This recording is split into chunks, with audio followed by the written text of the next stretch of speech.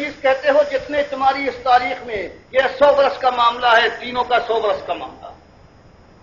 اسی کے پیچھے میں اور اس سے زیادہ نہیں ہے۔ تو تمہارے یہاں تمہارے بانی اگر دیوبند کے ہیں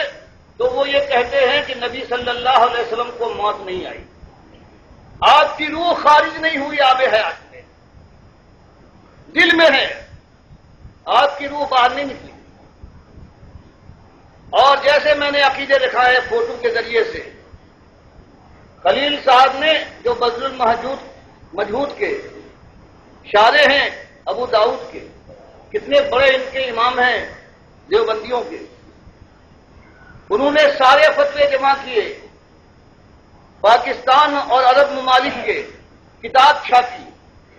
جو ان کے وقت سے آج تک جو دستور ہے، جو ثبوت ہے کہ سارے دیوبندیوں کا یہ عقیدہ ہے کہ اللہ کے نبی صلی اللہ علیہ وسلم اس قبر میں زندہ ہے، صرف نماز روزے کے مکلف نہیں ہیں، باقی ان کی زندگی دنیاوی زندگی ہے جیسے دنیا میں تھے، اور اس کے ساتھ ساتھ زور کے ساتھ یہ زندگی دنیاوی ہے، برزخی نہیں ہے۔ تو بتاؤ بھائیوں،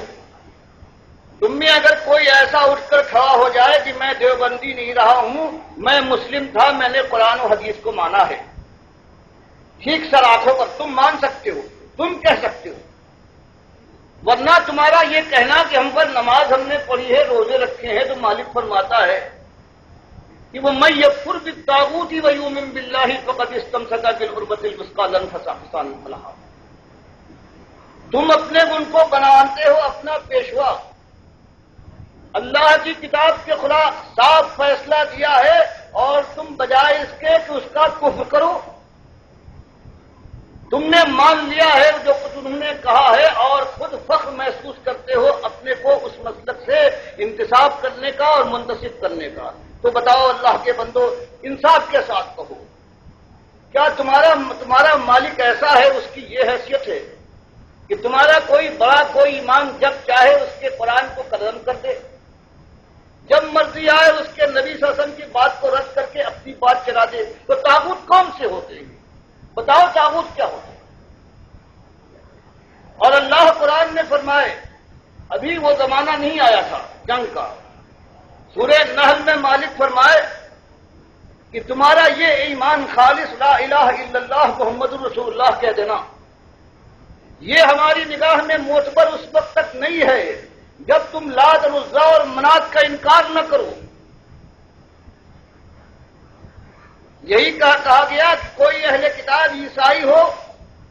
اگر وہ کلمہ پڑھ دے تو اس کا کلمہ معتبر نہیں ہے جب تک وہ یہ نہ کہے کہ میں حضرت عیسیٰ کو اللہ کا بیٹا نہیں مانتا، اللہ کا نبی مانتا ہوں، کلمہ مانتا ہوں۔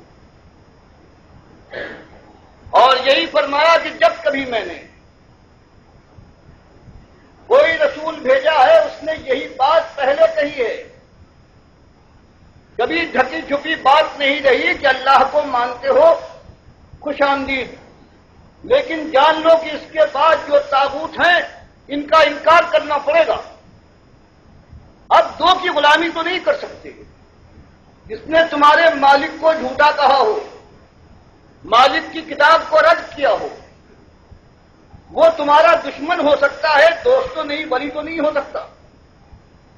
اگر تم اسے ولی بناتے ہو تو مالک فرماتا ہے والذین کفروا اولیاءہم الطاغوت، کہ کافروں کے طاغوت ولی ہوتے ہیں۔ تو کوئی مومن کبھی اپنی زبان سے نہیں کہہ سکتا کہ یہ ہمارے ولی ہیں، یہ ہمارے بڑے ہمارے امام ہیں، جنہوں نے اللہ کی بات کا انکار کر دیا، اللہ کی بات کی بجائے اپنی بات پیش کی، اور آج تک دنیا اس کو مانتی چلی آ رہی ہے۔ تو ایک یہ طاغوت نہیں، طاغوت سے کوئی بڑی چیز یہ ہے۔ تو ہم یہ بات کہتے ہیں، تم سے کوئی لڑائی نہیں سوائے ایک اپنے مالک کے سلسلے میں، تم بھی اسی کے پیدا کیے پیدا ہوئے ہو، ہم کو بھی اسی نے پیدا کیا ہے، تم کو بھی کھلایا ہے، ہمیں بھی کھلا رہا ہے، تم سے پہلے جو گزرے ہیں ان کا وہی داتا و دستگیر اور خالق اور مالک وہی تھا، سب کچھ اس نے دیا ہے، اس کا کوئی وقار تمہاری نگاہ میں ہونا چاہیے، اس کا کوئی بندہ ہو، وہ نبی کیوں نہ ہو، وہ حق نہیں دیتا۔ قرآن میں بات کو واضح فرماتا ہے، وَلَوْ تَقَوَّلَ عَلَيْنَا بَعْضَ الْأَقَاوِيلِ، ہمارے نبی صلی اللہ علیہ وسلم کو مجبور کرتے ہو، رشوتیں دیتے ہو، لالچ سے نوازنا چاہتے ہو، جان کا خطرہ ان کے سامنے لاتے ہو، دیش نکالا دے دیں گے، کیا چاہتے ہو؟ یہی کہ جو ہم نے اتارا ہے اس میں کچھ ملاوٹ کر کے کچھ اس کی بات کو بنا دے، تقول علینا، کچھ اپنی طرف سے ملا دے تاکہ تمہارے دل کو شانتی مل جائے۔ جو آج تمہارے دل کے اندر جلن ہے، جب سچی بات آپ کی طرح سے لگتی ہے، تم چاہتے ہو کہ یہ نہ ہو، تو فرمایا سن لو، ہمارے برگزیدہ نبی ہیں، ایسی بات تو نہیں کریں گے، لیکن مسئلے کو سمجھنے کے لیے سمجھ لو۔ اگر ہماری بات میں کوئی اپنی طرف سے یہ بات ملا دے تو ہم کیا کریں گے؟ لَأَخَذْنَا مِنْهُ بِالْيَمِينِ، تو ہم اپنے نبی کو اس کے داہنے ہاتھ سے پکڑیں گے،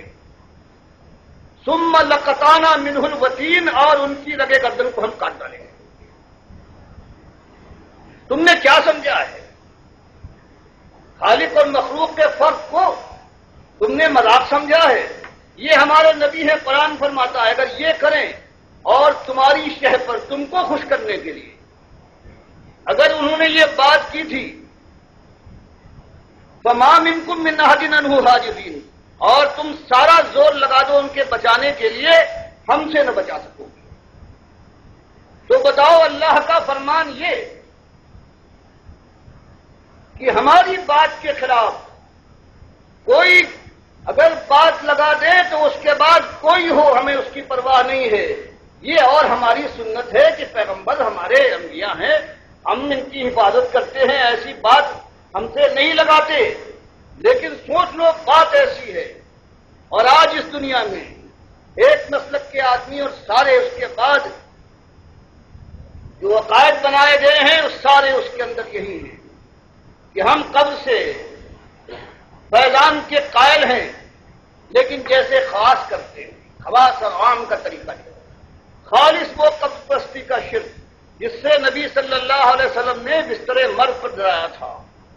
کہ دیکھو تم نہ کرنا، اپنے بزرگوں اور اپنے نبی کی قبر کو تم سجدہ گاہ نہ بنانا، یہ جڑ تھی۔ اس سے حضرت عائشہ فرماتی ہیں کہ عین کرب و بے چینی کے عالم میں جب کبھی چادر سر پر ڈالتے تھے کبھی پھینک دیتے تھے، آپ کی زبان پر یہ جاری تھا، لعن اللہ الیہود والنصارى اتخذوا قبور انبیائہم مساجدہ، لعنت ہو اہل کتاب یہود و نصارہ پر، انہوں نے اپنے انبیاء کی قبروں کو سجدہ گاہ بنا لیا۔ اور پھر اللہ سے دعا فرمائی، اللہم لا تجعل قبری وثنا یعبد،